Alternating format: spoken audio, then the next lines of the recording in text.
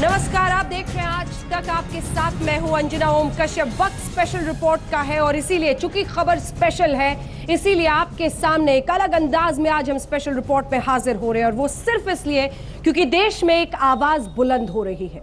कुछ उसके पक्ष में बोल रहे हैं, कोई दूसरी तरफ भी खड़ा है, लेकिन इन सब के बीच ये आवाज 3 तलाक को खत्म करने के लिए देश में उठ रही है। और इस आवाज में शामिल है इस देश के प्रधानमंत्री नरेंद्र मोदी की आवाज और उत्तर प्रदेश के मुख्यमंत्री योगी आदित्यनाथ की आवाज।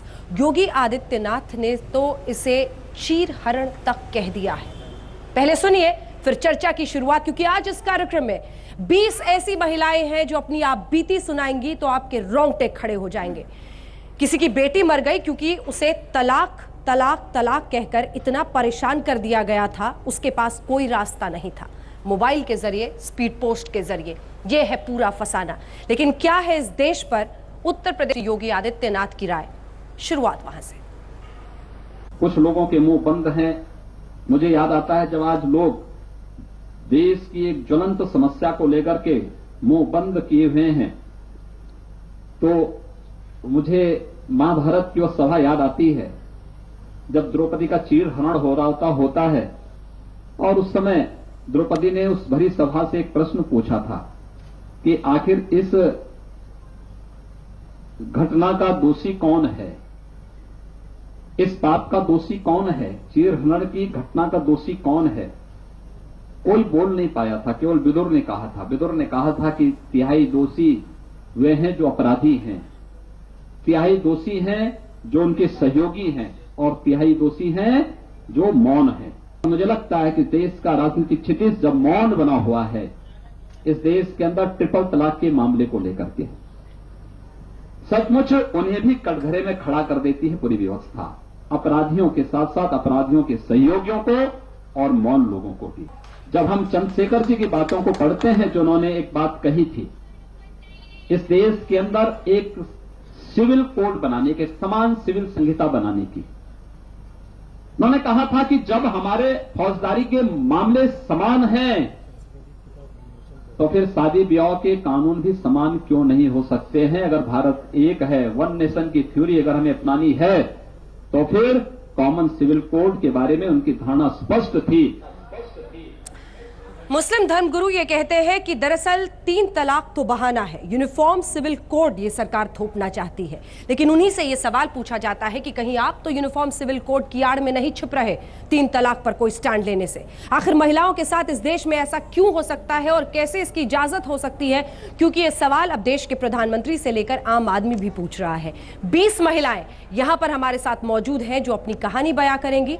तमाम युवा अलग अलग वर्गों के हमारे साथ मौजूद हैं, पुरुष मौजूद हैं जो इन सवालों का सामना करेंगे।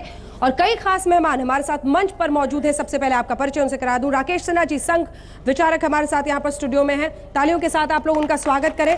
हमारे साथ मुफ्ती इजाज अरशद काजमी साहब जो कि मेंबर है all India Muslim personal law board के हैं। मौलाना अंसार रजा साहब चेयरमैन गरीब नवाज फाउंडेशन के हैं। नदीमुद्दीन जी जो कि मुफ्ती मौलाना मोहम्मद नदीमुद्दीन जी है, प्रेसिडेंट है ऑल इंडिया उलेमा काउंसिल के। डॉक्टर संबित पात्रा कुछ देर में हमारे साथ जुड़ेंगे। राजीव त्यागी जी प्रवक्ता कांग्रेस पार्टी के हमारे साथ इस चर्चा में शामिल हो रहे हैं। प्राची अधिकारी जो कि एक्ट्रेस है, सोशल एक्टिविस्ट है, वो यहाँ पर मौजूद है।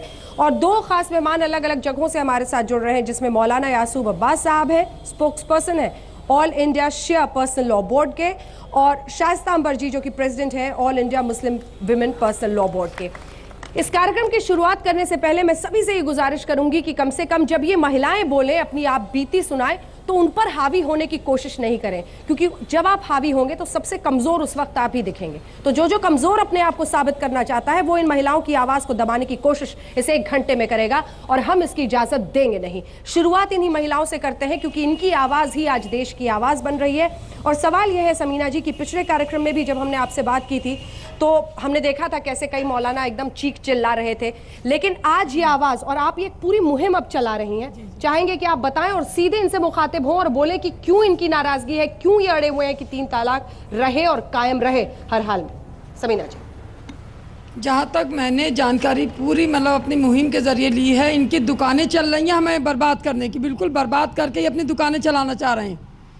ये बराबर ये लोग इतने मतलब रेगुलर ये जो गलत सलत फतवे दे रहे हैं, इनके जरिए बिजनेस कर रहे हैं, फतवों के पैसे ले रहे हैं हमसे, फतवों के पैसे लेते हैं आप। गाली मत बोले। पैसे लेते हैं फतवों के। अपनी रुदात सुनाए, गाली मत बोले। हम रुदात सुनेंगे। लड़कियां मर रही हैं, बिल्कुल लड़कियां मर रही हैं। गाली मत बोले। कमजोर ये देखिए, आप कमजोर साबित हो रहे हैं ये गलत आप कर रही है सर, आप कमजोर गलत साबित कर हो रहे रहे हैं, हैं। हमेशा गलत करती है। ठीक है, आपने अपनी लाहौर रुदात खराब सुनाइए। किया। आपने ये निजी तौर बदतमीजी पर क्यों करती ले है, लिया और इसको? हर चैनल पे इसको ला करके और बदतमीजी आपके आसपास दो लोग गाली हैं। सुनाने के लिए लोगों को बुलाती है। आप दो लोग आपके आसपास है, उन्हें अपनी बात कहने दीजिए। मौलवी मुल्ला दुकान खोल के बैठे हैं, यही तरीका बात करने का गलत है, गलत तरीका है। एक सेकंड अपनी रुदात सुनाइए। आपके आरोप है, आरोप को स्वीकार कीजिए। बेकार की बातें हैं यहाँ पर जो खामखागा कहानी दूसरे को गाली देना।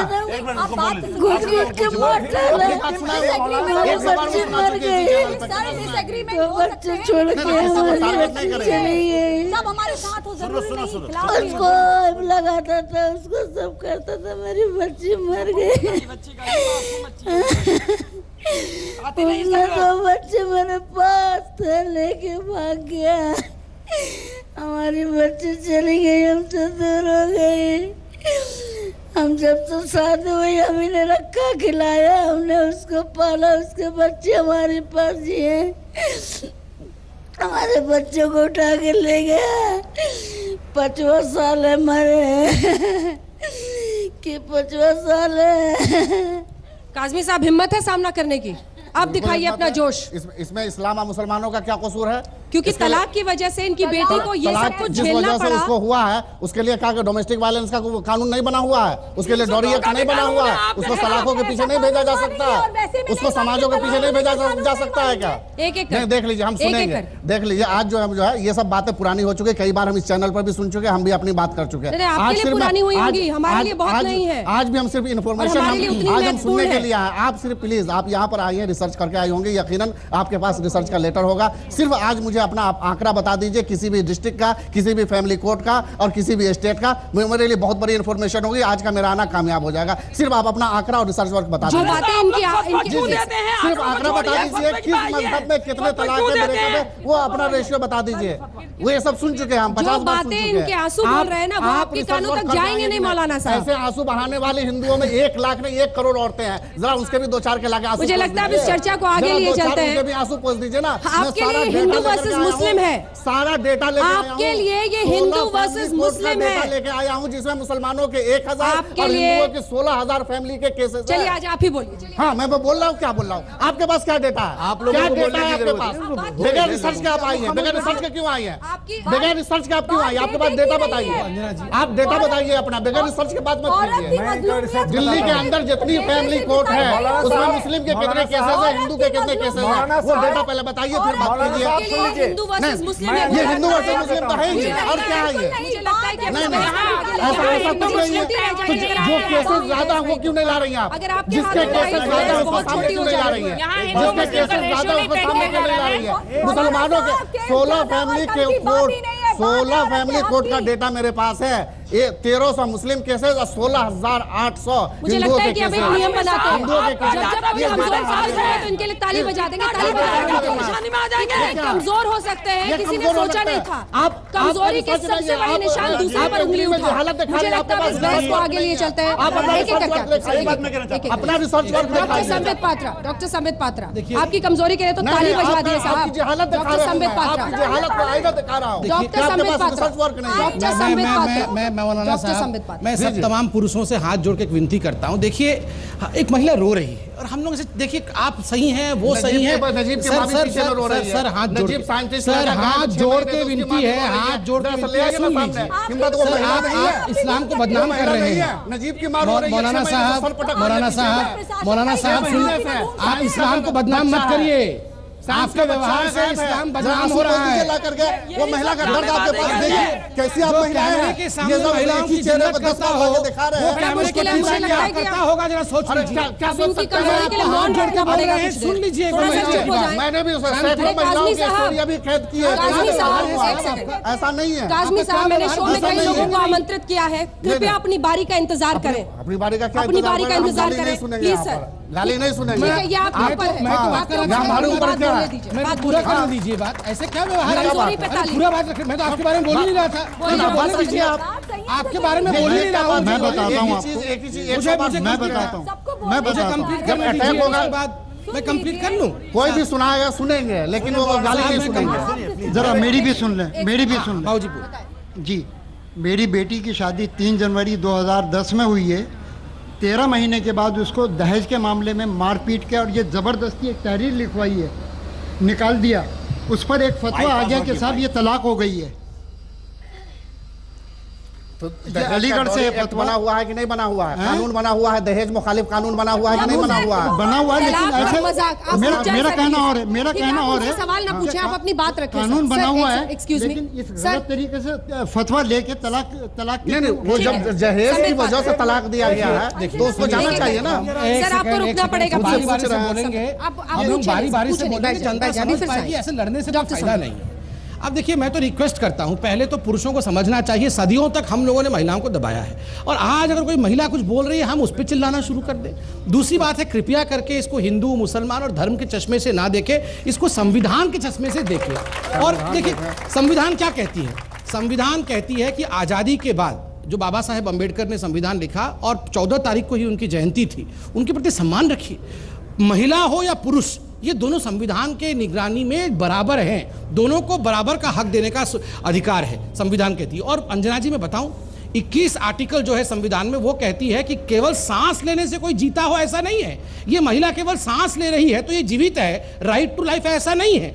सर उठा के जीना, डिग्निटी के साथ जीना, रेस्पेक्ट के साथ जीना। और ये तलाक का विषय हम इसीलिए डिस्कस कर रहे हैं क्योंकि वहां एक तो महिला पुरुष बराबरी से नहीं होती है और दूसरा है रेस्पेक्ट नहीं है। और मैं यहां बड़ा खुलासा करता हूं, जो all India Muslim law board ने एफिडेविट दिया है सुप्रीम कोर्ट को, उसमें क्या लिखा है?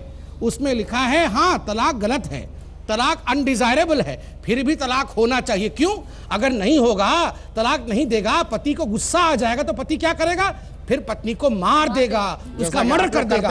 और दूसरी बात बताई है कि औरतों में समझदारी कम है, औरतों में डिसीजन मेकिंग कैपेसिटी नहीं है, इसलिए पुरुष जो है तलाक दे सकता है। तीसरी बात बताई कि पुरुष जाके कोर्ट में यदि कह दे कि महिला का चरित्र ठीक नहीं है तो महिला का चरित्र हमेशा के लिए खराब हो जाएगा। आप ये बताइए, क्या पुरुष और महिला बराबर नहीं है? देखिए, मैं बहुत स्पष्ट कर देता हूँ, हमारे यहाँ वैदिक काल से यत नारुस्तु पूजनते रमन्ते। सर आप अपना स्टैंड क्लियर कर दीजिए ना। पहले कांग्रेस स्टैंड है, ये कांग्रेस का स्टैंड है।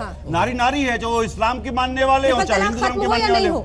ट्रिपल तलाक खत्म हो या नहीं हो? बिल्कुल स्पष्ट रूप से, निश्चित रूप से नारी पे अत्याचार, इसमें कहीं कोई संशय नहीं है। लेकिन एक बात कहना चाहता हूँ, बहुत स्पष्ट कहना चाहता हूँ, चिल्ला रहे हैं नारी पे अत्याचार बिल्कुल खत्म होना चाहिए सर। हाँ या ना एक सब बिल्कुल निश्चित रूप से खत्म कर देना, बिल्कुल निश्चित रूप से। अभी तो आप क्लियर कहिए इसी बात को। कहना चाहता हूं, जो मेरे मित्र ने कहा था और अभी मौलाना ने एक बात कही कि दहेज के लिए बहुत सारे कानून हैं, बहुत सारी चीजें हैं, तो मौलाना जो आपको सूट करे वो कानून तो आप मानेंगे, जो सूट नहीं करेगा वो कानून नहीं मानेंगे। तो देश नहीं चलेगा, देश तो एक संविधान से चलेगा। और संविधान के चश्मे में जब 1955 में हम हिंदू कोड बिल लेके आए थे और अंबेडकर साहब हिंदू कोड बिल लेके आए थे, तो यही संघ के लोग बाग, भारतीय जनता पार्टी के लोग बाग हिंदू कोड बिल का विरोध कर रहे थे। दिग्विजय सिंह जी आज सुबह हिंदू महिलाओं को सक्षम करने का काम कर रहे थे। दिग्विजय सिंह जी आज सुबह विरोध कर रहे थे, महिलाओं को हम सक्षम कर रहे थे, महिलाओं को हम सक्षम कर रहे थे, तब ये लोग विरोध कर रहे थे। मैं एक लास्ट सेंटेंस कहना चाहूंगा, मैं ये मानता हूं जना जी, महिला है, तो महिला इस्लाम की मानने वाली हो चाहे हिंदू धर्म की मानने वाली हो, उसको अधिकार मिलने चाहिए, उसको अधिकार मिलने चाहिए, इसमें कोई संशय नहीं है। और ट्रिपल तलाक निश्चित रूप से बुरी कुरीति है जो इस्लाम के लोगों को उसको करेक्ट करना चाहिए। देखिए, मैं ये कहना चाहता हूँ, ये सब उत्तर प्रदेश के हार के बाद ऐसा हुआ है। ऐसा नहीं है। हिंदू कोड बिल का आपने विरोध किया था माय डियर फ्रेंड, महिलाओं के अधिकार का आपने विरोध किया था।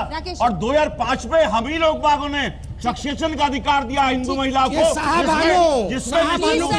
पता है समीना जी कमेंट कर रही थी कि अब ये पॉलिटिक्स करेंगे, पिता की संपत्ति में अधिकार मिलता है। ये कमेंट कर रही थी अब ये पॉलिटिक्स करेंगे। प्लीज बीजेपी वर्सेस कांग्रेस मत कीजिए। राकेश सिन्हा जी, ये हमारा मजलूम औरतों का मसला है, बताइए आपका मसला नहीं है ये।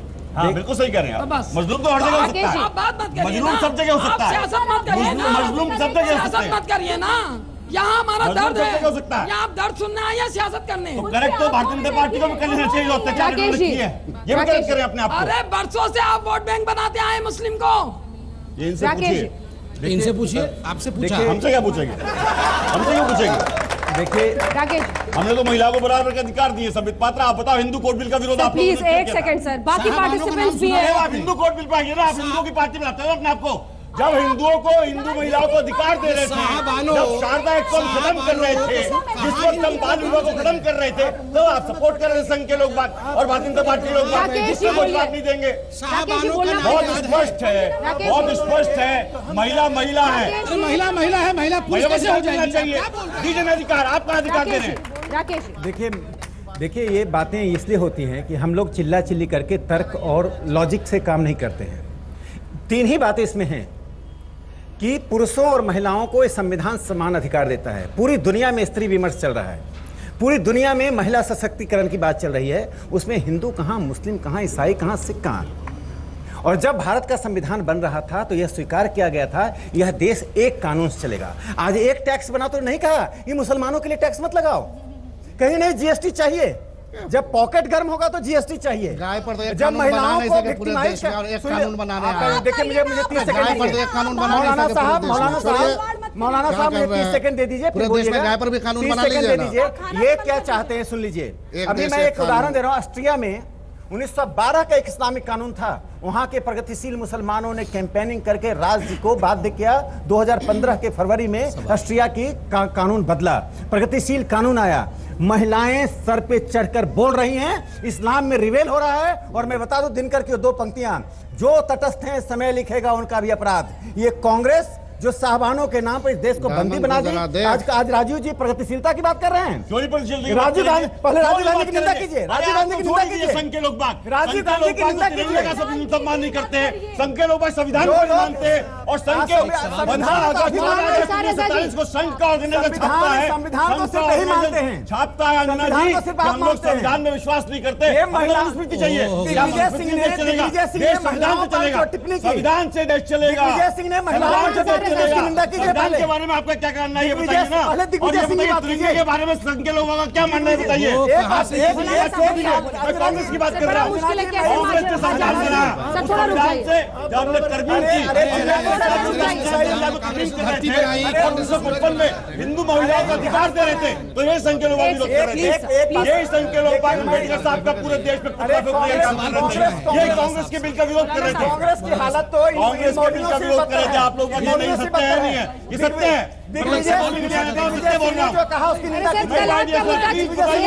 बताइए आपने हिंदू कोड बिल का विरोध क्यों किया था? हिंदू कोड बिल से हिंदू महिलाओं को अधिकार मिला था। मैं एक सवाल बात कर रहे हैं। आप लोग भी सियासत ही के लिए आए हैं, बैठ जाइए, सियासत ही के लिए आए हैं। बिल्कुल, और पूरा टाइम आप लोग बर्बाद कर देंगे सिर्फ यही कर देंगे। प्लीज समझे, यहाँ कोई भी सियासत ना करे। 3 तलाक का मसला है, बच्चों की जिंदगी का मसला है। आप बोलिए, आप उनको माइक दीजिए, आप बताइए क्या हुआ का मामला है। इस मुद्दे पर आप अपनी बात करें। मैंने अपनी बच्ची की शादी की, मेरी बच्ची 5 दिन के बाद ही बहुत ज्यादा मेरी बच्ची को सताया गया, परेशान किया गया और उसको कुछ दिन के फिर वो मैं 5 दिन के बाद अपने घर वापस आ गई। इसको फिर दोबारा बहुत रिक्वेस्ट करके पहुंचाया वहाँ तो इसको मारा छेता गया, इसको बहुत ज़्यादा इसको खाने को नहीं दिया, सताया गया। फिर मैं इसको घर वापस लेकर आई और उसको भाग गया छोड़ के और वहाँ से तलाक और ये डिवोर्स वहाँ से। आप बताइए। मुझे मेरी शादी 17 फरवरी 2013 में हुई थी और 5 दिन बाद ही मुझे शादी के घर से निकाल दिया गया था। कार को लेकर, दहेज को लेकर इतना सताया गया, नौकरानियों वाला व्यवहार किया गया मेरे साथ। 2 दिन तक रोटी नहीं दी गई मुझे और कार को लेकर इतना मारा छेता गया।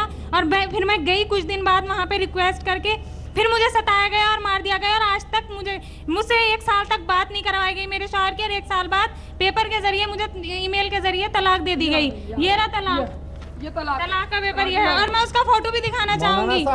देखिए ये चाहेंगे और मेरा नाम इरम बहार है, जिसने मुझे डिवोर्स दिया। राकेश जी, अकल से काम लीजिए। क्या आप जालिम शौहर के पास उसको रखना चाहेंगे? उस जालिम शौहर के पास संस्कृति को किस स्तर पर ले जा रहे हैं? जालिम शौहर के पास रखना चाहेंगे इसको? क्या शौहर की बात कर रहे हैं? उसके पास रखना चाहेंगे? क्या एफिडेविट दिया? इनका नाम इराम बहार है। इराम बहार की आप देख रहे हैं इस वक्त तस्वीरें, ये अपने शादी की तस्वीरें दिखा रही है। चाह रहे हैं आप? क्या आजमी साहब, आप सुनते क्यों नहीं है सर? गलत हालत है आपकी। सुनिए सर, आप तो डायरेक्ट एक सेकंड। इनका नाम है इराम बहार। परिवार है। मुझे तलाक दे दिया गया था, दहेज को लेकर मुझे बहुत ज्यादा परेशान किया गया, मेरे साथ मारपीट की गई और उसने दूसरी शादी कर ली। हम सब ये क्यों भुगते?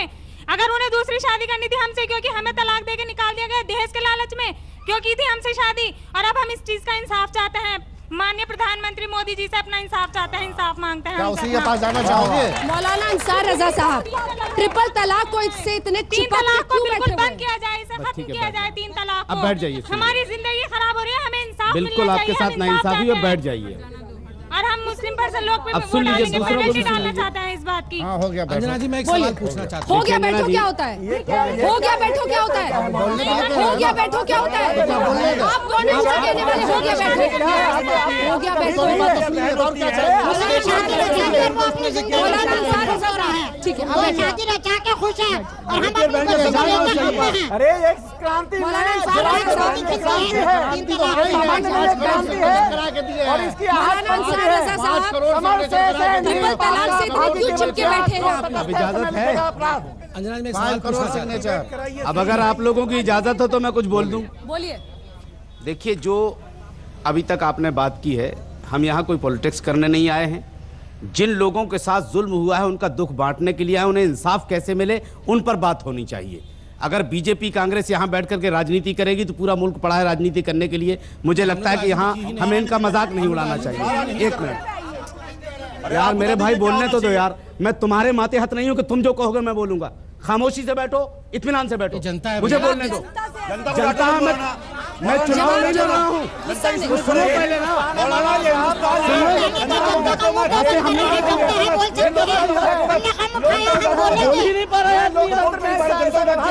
ऐसा थोड़ी नहीं है।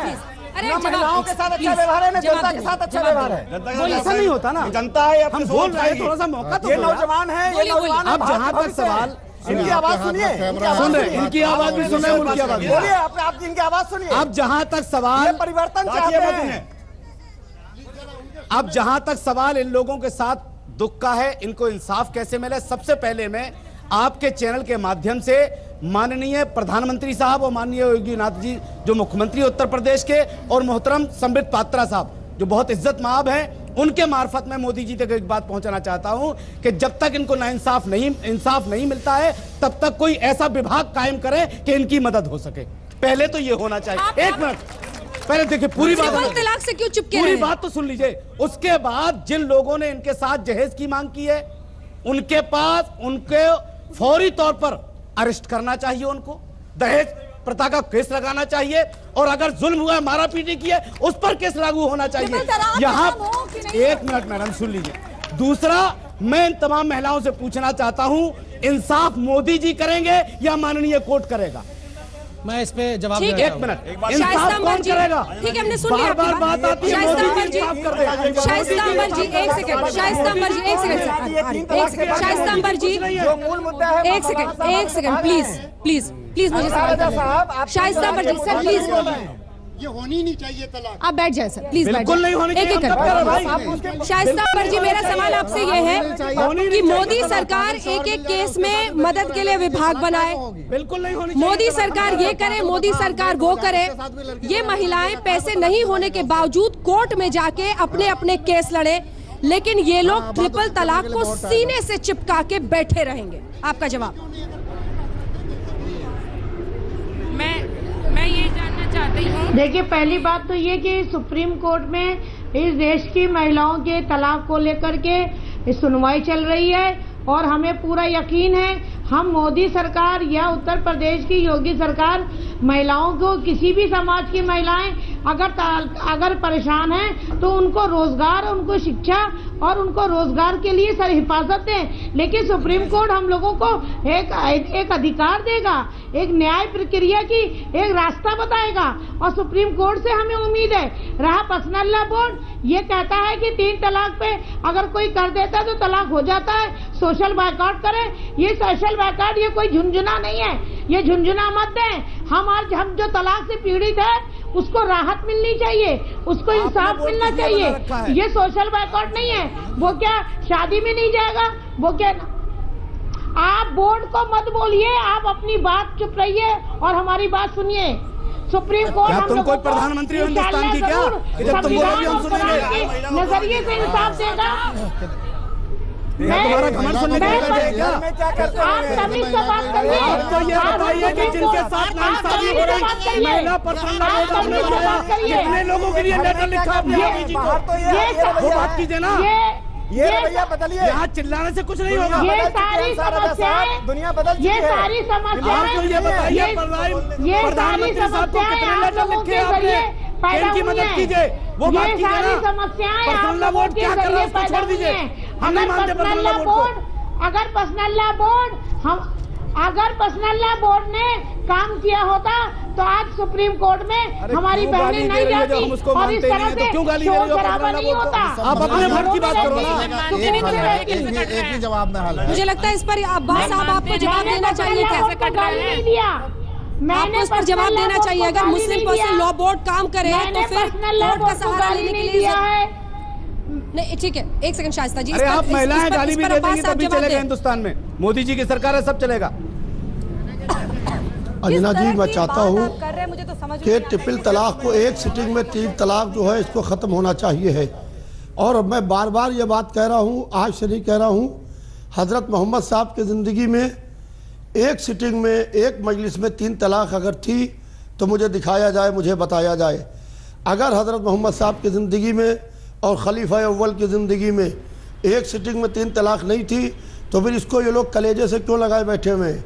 मैं सरकार से बार बार ये मांग कर रहा हूँ कि एक ऐसा सख्त कानून बने जैसे कानून बना सती पर था, जिससे साहब आप महिलाओं ने पुरुषों पर भी इसी तरह से हावी होते हैं। थोड़ा सा रुक जाए सर। अंजना जी, झूठ नहीं चलेगा ना इस तरह से जो झूठ नहीं चलेगा। इसी तरीके से एक ऐसा सख्त कानून बने ताकि कोई भी मर्द तलाक देने की सोच ना सके। अंजना जी, मैं खुद गया था all India Muslim personal law board के जिम्मेदारों के पास।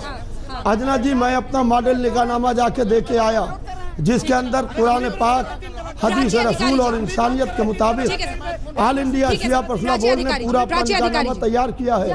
ठीक है सर, मैं आ रही हूँ सर, वापस आ रही हूँ आपके पास। 2 लोग यहाँ बचे हुए सर, प्लीज रुक जाओ जी। बात है कि इन्हीं ने उस निकाहनामे को अपने चर्चा तक के नहीं की है। बिल्कुल।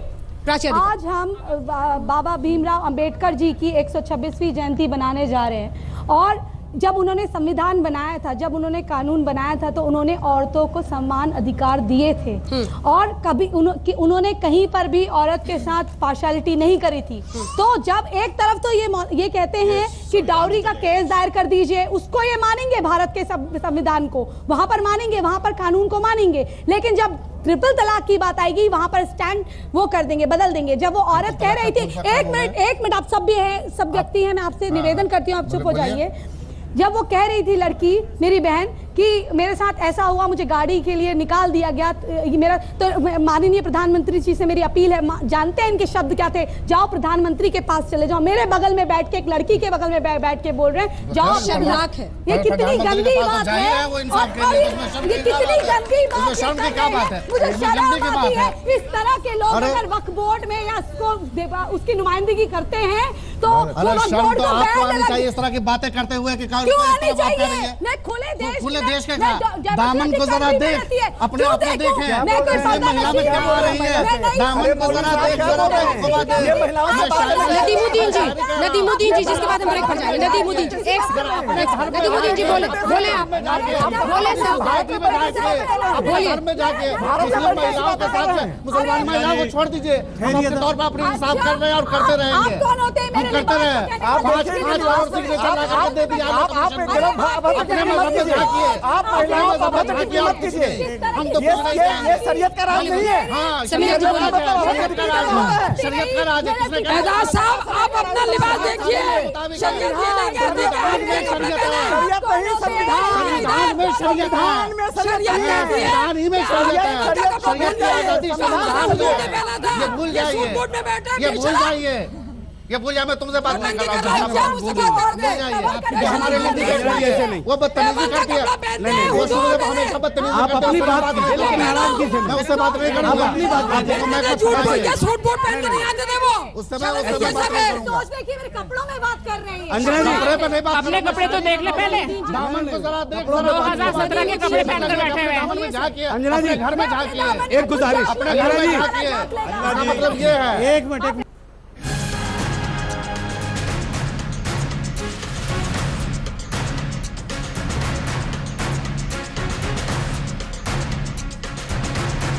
की बात की तो हमारी मुस्लिम बहनों को भी न्याय मिलना चाहिए, उनके साथ भी अन्याय नहीं होना चाहिए, शोषण किसी का भी होना नहीं चाहिए।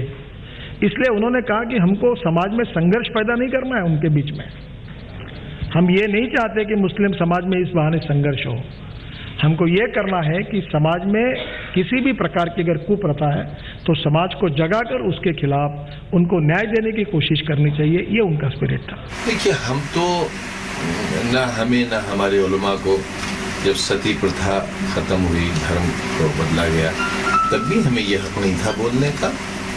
आज भी यह हक नहीं है मुसलमानों को कि कैसे फेरे लिए जाएं, क्या मंत्र पढ़े जाएं।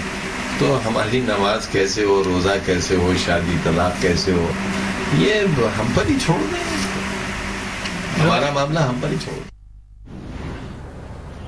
इतने दशक बीत गए, छोड़ दिया था, लेकिन आज ये मुद्दा इसलिए गर्म हो रहा है क्योंकि मुस्लिम महिलाएं सामने आकर अपनी आवाज बुलंद कर रही हैं और ये आवाज तो आपके कान तक ही जाएगी और सबके कान तक पहुंचेगी आजम खान साहब, और सबको सुनना ही पड़ेगा क्योंकि देश में राजनीति एक तरफ, लेकिन इस आवाज को उस राजनीति के नाम पर दबाना अब इतना आसान नहीं दिखता है। आज तक पर ये तमाम महिलाएं खुद मौजूद हैं, चाहेंगे कि एक एक महिला इनमें से अपना नाम बताए, किस जगह से आप आई हैं वो बताएं और किस तरह से क्या व्यवहार आपके साथ हुआ, कैसे तलाक दे दी गई मजाक बनाकर, वो आप बताएं। इस पे बोलो। मेरा नाम नाजिया खान है और मैं मुजफ्फरनगर से आई हूँ।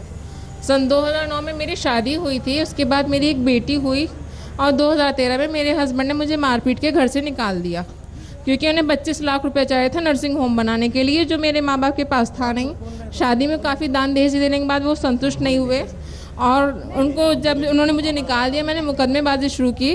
तो मुझे बाद में पता चला कि ये उनका पेशा है और मैं उनकी फ़ोटो दिखाना चाहूँगी। वो सहारनपुर के ENT डॉक्टर हैं, डॉक्टर खलीलुल्लाह खान, बाजोरी रोड सहारनपुर पर उनका क्लिनिक है। और महिलाओं से शादी करना, पैसा हड़पना, सामान हड़पना, फिर छोड़ देना, ये उन्होंने पूरा पेशा बना रखा है और आज मुझे छोड़ रखा है, कल किसी और को छोड़ देंगे। तलाक को मजाक। अगला आप बताएं मैम। मेरा नाम जहां आ रहा है, मैं मुजफ्फरनगर से आई हूँ। मेरे जो शौहर हैं वो कस्टम ऑफिस में हैं, सरकारी जॉब है उसकी, और मेरे 3 बच्चे हैं। करीब 17 साल मेरी शादी को हो गए। एक बेटा 16 साल का है और एक 17वें में लग रही है और एक 10 साल का है। उन्होंने एक दिन बस ऐसे ही मारपीट करने लगे, झगड़े। मैं कहने लगी ऐसा क्यों कर रहे हो आप? कहने लगे वो मैंने शादी कर रखी है कहीं और। मैं कहने लगी आपकी तो लड़की खुद जवान है, इतनी बड़ी है, उसकी शादी का टाइम आ रहा है।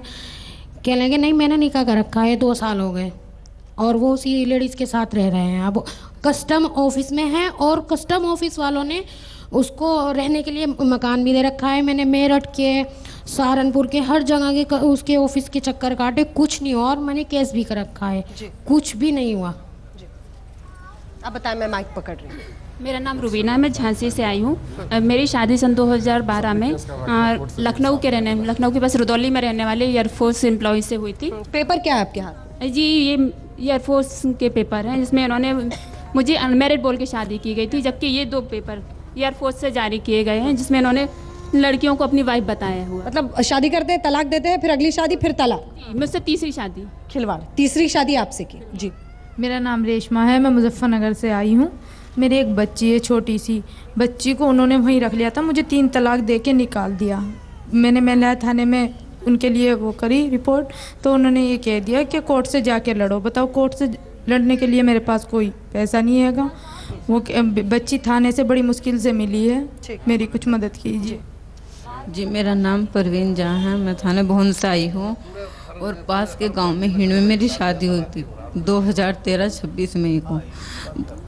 मेरे 2 साल बाद मेरी बेटी पैदा हुई। उन्होंने मुझे बहुत टॉर्चर कहा, बहुत मारपीट करी मेरे पास, मेरा सिर फाड़ दिया, हाथ तोड़ दिया, मेरा चेहरा खराब कर दिया यहाँ तक कि, और मैंने 2 लाख रुपए उन्हें दे भी दिए। अब फिर उन्होंने 5 लाख की मांग कर मैं रात को घर से निकाल कर 3 तलाक का नाम देकर हमें बाहर निकाल दिया। हमारे सिर में बहुत चोट है। हमारी छोटी बहन है, उसको भी हमें बच्ची पैदा करने के हमें जुल्म हो गया था। हम इंसाफ मांगना है। हमारे पापा बूढ़े हैं, बीमार हैं, हम कहाँ से करेंगे न बताओ। हमने घर भी गिरवी के रखा अपना, हमारी कहीं भी कोई सुनवाई नहीं हो रही। हमने पुलिस थाने में रिपोर्ट भी कराई, बार बार जाते भी, कुछ नहीं हो रहा हमारा। जफर आप जिलानी जी अब हमारे साथ जुड़ गए हैं। जफर आप जिलानी जी, मैं इन तमाम सवालों के साथ अब आपका रुख करना चाहती हूं, क्योंकि ट्रिपल तलाक पर जितने भी यहाँ पर लोग मौजूद हैं मुस्लिम समाज से, वो सब उसके समर्थन में आते हैं। हालांकि नियम कानून समझाते हैं, लेकिन जो सच्चाई है सर वो ये है जो आप इन औरतों की जुबानी सुन रहे हैं। सच्चाई ये है कि कोई ईमेल के जरिए, कोई व्हाट्सएप के जरिए, कोई स्पीड पोस्ट के जरिए इस तरह से तलाक का मजाक उड़ा रहा है, बार बार शादियां कर रहा है, पैसे ऐंठने का इसे धंधा बना रखा है, 4-4, 5-5 शादियां करके। जफर आप जिलानी जी, क्यों ना इस पर सरकार बैन लगाए? देखिए, जो लोग इस तरीके से हरकतें कर रहे हैं जो अभी आपने सुनवाई है, तो देखिए डावरी एक्ट में भी ये ऑफेंस है कि अगर किसी से मांगा जाए डावरी तो उसके लिए तो कानून में दफ़ा मौजूद है। उसके लिए उनके ऐसे आदमी को जेल भेज देना चाहिए, उसमें कोई दिक्कत नहीं है। जो भी जाति कर रहा है, जुल्म कर रहा है, कानून के अंदर में आता है तो उसके खिलाफ कार्रवाई होने। सर, एक कॉन्ट्रडिक्शन है आपकी बात में। जब दहेज की बात सामने आती है, दहेज की बात सामने आती है, तो आप कहते हैं कि वो भारतीय कानून का सहारा ले।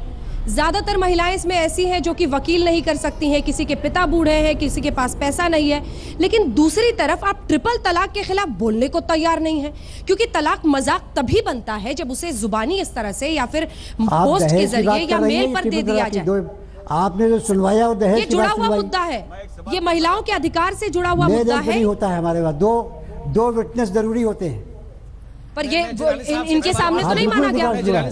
दो बातें अलग अलग। संबित पात्रा जी, आपसे एक सवाल करना चाहते हैं। कोई आदमी संबित कर रहा है, जिलानी साहब with all due respect, Jilani साहब विद ऑल ड्यू रिस्पेक्ट, मैं आपसे एक सवाल पूछना चाहता हूं। 2 दिन जो all India Muslim personal law board का अभी बैठक हुआ, बैठक के बाद जो प्रेस कॉन्फ्रेंस किया, एक महत्वपूर्ण बात उन्होंने बताई। उन्होंने बताया जो कि आज हर हेडलाइन में है, उन्होंने कहा कि ट्रिपल तलाक is wrong but still it should be valid. वो गलत है मगर फिर भी उसको बने रहना चाहिए। और बड़ी बात उन्होंने कही, अगर कोई ट्रिपल तलाक करता है तो कानून हम लोग अपना तय करेंगे और उसको सोशली बॉयकॉट कर देंगे। ये आप खाप पंचायत क्यों बनाना चाहते हो? हिंदुस्तान के संविधान में विश्वास करना क्यों नहीं चाहते हैं? और दूसरी बात आप ये बताइए, क्या महिलाओं में डिसीजन मेकिंग कैपेबिलिटी कम है कंपेयर टू पुरुष? आप तो बहुत नॉलेजेबल व्यक्ति हैं, आप कोई छोटे व्यक्ति नहीं है, आप बहुत बड़े लॉयर हैं। आप बताइए, जो मुस्लिम लॉ बोर्ड ने कहा कि महिलाओं में डिसीजन मेकिंग पावर पुरुष के बनिस्बत कम है और तलाक होना चाहिए, नहीं तो पुरुष उसे मार देगा, ये हंसने लायक दलील नहीं है तो क्या है जिलानी साहब? देखिए, आप हंसने लायक दलील आपको समझ में आ रही है। हमने सुप्रीम कोर्ट में जो कुछ कहा है वो सुप्रीम कोर्ट को सुनने दीजिए। आप सुप्रीम कोर्ट को इन्फ्लुएंस मत करिए। ये बहुत गलत तरीका है कि केस 11 मई से शुरुआत होने जा रहा है और आप हमारे आर्गूमेंट के ऊपर कमेंट मीडिया में कर रही। आपका जो सवाल पूछा उसका सवाल जवाब सुनिए। जहाँ तक आपने कहा है कि साहब ये कोई रॉन्ग है और वैलिड कैसे है, ये आज का कानून नहीं है। 1450 साल से ये बात चली आ रही है। हमारे प्रॉफिट मोहम्मद सल्लल्लाहु अलैहि वसल्लम ने, उनके ज़माने में ऐसा वाक़या हुआ तो उन्होंने ये नहीं कहा कि तलाक नहीं हुई, अगरचे उन्होंने कंडेम किया और ये कहा कि हमारी ज़िंदगी में मजाक उड़ाया जाएगा। ये तरीका कुरान में दिया हुआ नहीं है। लेकिन तलाक आप लोग जो अपनी बात आप चीखें चिल्लाइए मत, मेरा जवाब सुनिए वरना मैं नहीं सही कहूँगा आपकी डिबेट में। आप मेरी बात सुनिए, पहले आपको हमारी बात सुनना है, मेरा जवाब पूरा होने दीजिए। ठीक है, वो बात पूरी कर ले राकेश जी की बात नहीं सुनूंगा। ठीक है राकेश जी, वो बात पूरी कर ले, फिर आप राकेश जी उसका सवाल पूछ लीजिए। मैं आपकी डिबेट नहीं सुनूंगा, मैं बोल ले। अगर मेरा जवाब सुनना हो तो आप मेरी बात उसको शरीक कीजिए। मैं बिल्कुल नहीं करूँगा। अगर मेरा जवाब नहीं सुनना है तो मैं आपकी डिबेट में शरीक नहीं हूँ। आपको मेरा जवाब सुनना पड़ेगा, पूरा जवाब होने दीजिए। उसके बाद मैं कह रही हूँ कि ये बात हमारे वहाँ कोई आज की नहीं है। इसलिए ये रॉन्ग भी है और इसकी मजम्मत की गई है। खलीफा दोम के ज़माने में ऐसे लोगों पर कोड़े लगवाए गए थे, ये पनिशेबल भी है। तो इसलिए ये कोई इसमें कंट्रडिक्शन नहीं है। अगर सुधांशु जी में कंट्रडिक्शन नज़र आता है तो आ सकता है, मैं नहीं। हमारे अकीदे के मुताबिक भाई देखिए मत, आप लोग देखिए मत, आप लोग देखिए मत। अगर आपको सुनना है तो बात सुनिए। मैं आपको जवाब दे रहे जवाब दिया दीजिए, अगर मैं नहीं शरीफ होगा, मैं मछली बाजार में नहीं आया हूँ। अगर मेरा जवाब अंजना जी, अगर आपको मेरा जवाब सुनना, अगर इन लोगों को कंट्रोल नहीं कर सकते तो मैं आपकी डिबेट में नहीं शरीफ होगा। मुझे आपका डिबेट मैंने पहले शर्त लगा दी, मेरा जुमला मेरा जवाब कंप्लीट होगा तो मैं आपकी बात सुनूंगा, वरना आपकी बात नहीं सुनूंगा। मैं इस तरीके से आपके इसमें शरीक नहीं हूँ। आप जो है वो हमको जवाब देने दीजिए, वरना हम आपके डिबेट से जा रहे हैं, हम आपके डिबेट नहीं शरीक होंगे। अंजना जी, हम आपके डिबेट में शरीक नहीं हो रहे।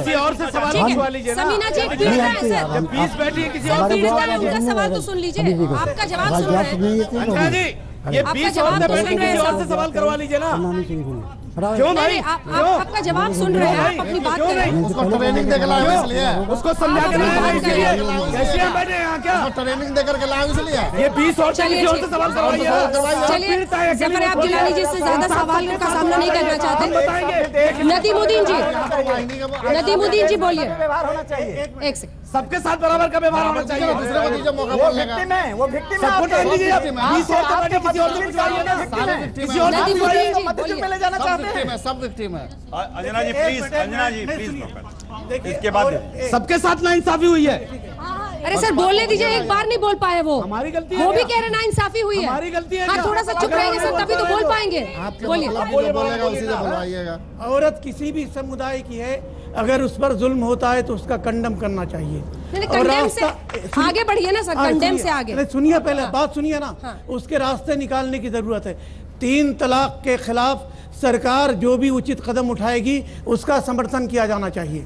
एक बात सुनिए, जो 3 तलाक दे करके घर से औरत को निकालता है उसकी जमीन जायदाद से बेच करके उसको उसका हिस्सा दिलाना चाहिए, ताकि हाँ बिल्कुल सही कहा है। कानून बनाइए। एक मिनट सुनिए, मेरी बात सुनिए। मैंने थोड़ी दी है जो मेरी बात सुनिए आप। अंजना जी आप मेरी बात पूरी नहीं होने दे रही। आप सुनिए, देखिए तिबल तलाक एक संगीन जुर्म है, संगीन मसला है। जो औरतों पर जुल्म हो रहा है, चाहे 10 हो, चाहे 100 हो, 500 हो, उनके विरुद्ध में अगर मोदी जी आवाज उठा रहे, योगी जी आवाज उठा रहे, तो उस आवाज का समर्थन किया जाना चाहिए। एक मिनट। देश के प्रधानमंत्री हैं, अगर उनको महिलाओं के बारे में फिक्र है तो वो बताएं कि इसका समाधान। एक मिनट सुनिए, उसका समाधान कैसे होगा? अगर तिबल तलाक पर आप बैन लगाएं, उनको 4 साल जेल मिल गई, 5 साल जेल में मिल गई तो औरत को क्या होगा? नहीं, उसको जमीन जायदाद बेच करके उसका हक दो, उसका हिस्सा दो, मेंटेनेंस मिले, मेंटेनेंस दो। एक मिनट, उसका मेंटेनेंस दो ताकि वो किसी का दरवाजा खटखटाए ना। सरकार क्यों दे? सरकार लोगों का टैक्स का पैसा सरकार उनको क्यों दे? जो गलती करे उसको सजा मिलनी चाहिए।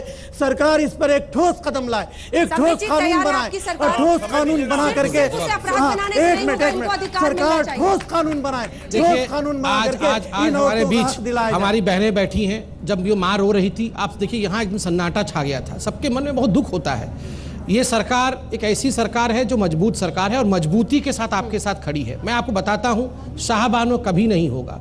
एक अबला सड़क पे पड़ी रहेगी और हम न्याय छीन लेंगे। आप आश्वस्त रहिए, ये मोदी सरकार शाहबानो नहीं होगी। राकेश सिन्हा जी, छोटे एक लाइन बात मैं इन मौलाना साहब को कहूंगा। अब हवा ही करेगी रोशनी का फैसला, जिस दिए में जान होगी वही दिया जलेगा। महिलाओं की आवाज आ चुकी है, समझिए और झुकिए। त्यागी जी, 11 मई से सुप्रीम कोर्ट इसकी सुनवाई करेंगे। उससे पहले कहीं भी ना तो भारतीय जनता पार्टी के पास कोई ड्राफ्ट है, सिर्फ श्रेय लेना चाहती है। लास्ट सेंटेंस कहना चाहूंगा, योगी आदित्यनाथ जी ने एक आर्टिकल में लिखा था कि महिलाएं जो है, महिलाएं उपभोग की वस्तु हैं और महिलाएं में अगर पुरुषों की वृत्ति आ जाए